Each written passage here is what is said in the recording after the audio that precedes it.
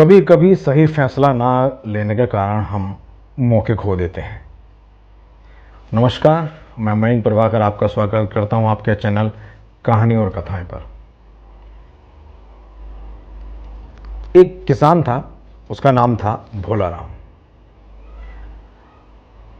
अपने दूसरे साथी के साथ खेत में समय बिता रहा था, बैठा था। दोनों बात कर रहे थे। भोला राम के साथी किसान ने भोला राम से पूछा, भाई तुमने इस बार खेत में गेहूं तो बोया है ना, कैसा हुआ है? भोला राम ने कहा, भाई मैंने इस बार अपने खेत में गेहूं नहीं बोया।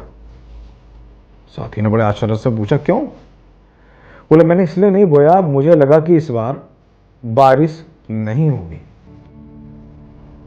बोले, अच्छा। बोले, इस कारण तुमने, इस वजह से तुमने गेहूं नहीं बोया? बोले, हाँ, मैंने इस कारण मैंने गेहूं नहीं बोया इस बार अपने खेत में, क्योंकि मुझे लगा कि इस बार बारिश नहीं होगी। बोले, अच्छा। फिर दूसरे किसान ने बड़ा सोच विचार करके कहा, पूछा उससे, तो तुमने इस बार अपने खेत में बाजरा तो बोया होगा ना?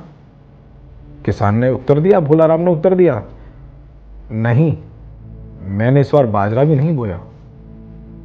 दूसरे किसान ने बड़े आश्चर्य से पूछा, ऐसा क्यों? बाजरा क्यों नहीं बोया तुमने?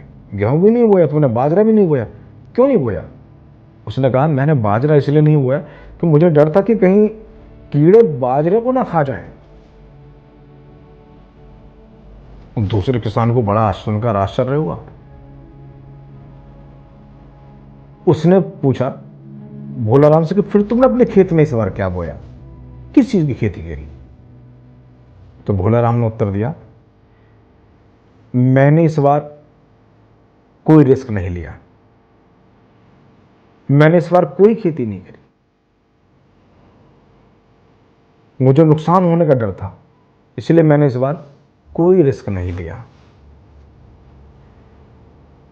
उसका उत्तर सुनकर उसका जो साथी था भोला राम का बड़े आश्चर्य में था। शायद ऐसा ही हमारा साथ भी होता है। कभी कभी हम रिस्क ना उठाने की वजह से हम निर्णय नहीं ले पाते, हम सही निर्णय नहीं ले पाते। क्यों? क्योंकि हमें नुकसान का डर होता है, हमें हार का डर होता है, हमें भोला राम की तरह हार का डर होता है, हमें भोला राम की तरह हम नकारात्मक बन जाते हैं और जीवन के कभी कभी सही फैसले हम सही समय पर नहीं ले पाते। अगर हमें जीवन में आगे बढ़ना है एज ए स्टूडेंट, तो हमें रिस्क लेना पड़ेगा। हम पहले से परिणामों की सोचने लग जाएं तो हम कभी किसी प्रतियोगिता में, किसी कंपटीशन में पार्टिसिपेट ही नहीं कर सकते, कभी हम कोई काम ही नहीं कर सकते। जैसे भोला राम ने किया। अब रिस्क लेने का मतलब ये नहीं कि हम जुआ खेलने लगे, जुआ भी रिस्क है, लेकिन जो व्यक्ति रिस्क लेता है वो अपने आंख और कान खुले रखता है, यानी कि अपनी समझ रखता है रिस्क लेने वाला। लेकिन जुआरी अंधेरे में तीर चलाता है। लेकिन सही मायने में अपने लक्ष्य को प्राप्त करने के लिए आप रिस्क लेने वाला अंधेरे में तीर नहीं चलाता, वो सही कदम उठाता है, अपने आंख और कान खुले रखता, अलर्ट रहता है। यह अलग बात उसके परिणाम क्या हों। यदि परिणामों की हम चिंता करेंगे तो हम कभी किसी कंपटीशन में, किसी दौड़ में हम भाग ही नहीं ले सकते। जरा सोचिए, आप अगर किसी रेस में भाग लेते हैं तो आप किसी ना किसी चीज़ के हकदार होते हैं। या तो आप फर्स्ट पोजीशन पाएंगे, या सेकंड पे, या थर्ड पे। और अगर इनमें से कुछ नहीं भी आए तो आप एक कॉन्सोलेशन प्राइज के जरूर हकदार होते हैं, सांत्वना पुरस्कार के जरूर हकदार होते हैं। और यदि आप चौथी पोजीशन पे भी नहीं है तो आप उस दौड़ में पांचवी पोजीशन पर जरूर होंगे, छठी पर जरूर होंगे, सातवीं पर जरूर होंगे, आठवीं, नौवीं, 10वीं पर आप जरूर होंगे।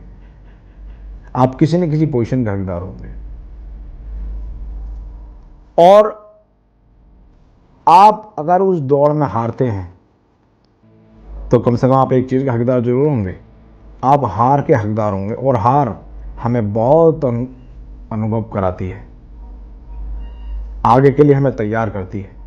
लेकिन ज़रा सोचिए, अगर आप उस दौड़ में भाग ही नहीं लेंगे तो ना तो आप फर्स्ट, सेकंड, थर्ड, 10 कोई भी पोजीशन के आप हकदार नहीं है। यहां तक कि आप हार के भी हकदार नहीं होते, आप हार के भी हकदार नहीं है। तो यानी कि जीत के लिए आपको रिस्क तो लेना पड़ेगा। कैसी लगी कहानी आपको, मुझे जरूर कमेंट बॉक्स में लिखें, और पसंद आई है तो लाइक करें और दोस्तों को शेयर करें। आप इस चैनल को सपोर्ट करें। आप इस चैनल पर आपके लिए मैं नई नई कहानी हर बार लेकर आऊँगा, और आज की ये कहानी मोटिवेट करने वाली है, आपको बहुत पसंद आई होगी। आप ज़रूर लाइक करें पसंद आई है। और एक बात और मैं आपको बताना चाहता हूँ, अगर आपके पास कोई कहानी है तो आप मुझे ज़रूर भेजें।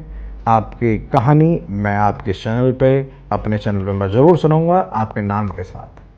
अगर आपके पास कोई अच्छी कहानी है तो आप मुझे ज़रूर भेजें। मैं आपको अगली कहानी, हो सकता है वो कहानी आपकी हो, आपके नाम से हो। ज़रूर मुझे कमेंट बॉक्स में आप अपना कमेंट्स लिखें और कहानी आप मुझे भेजें। कैसे लगी कहानी आप मुझे ज़रूर बताएं। मिलते हैं अगली कहानी में, एक नई कहानी के साथ अगली वीडियो में। तब तक के लिए नमस्कार।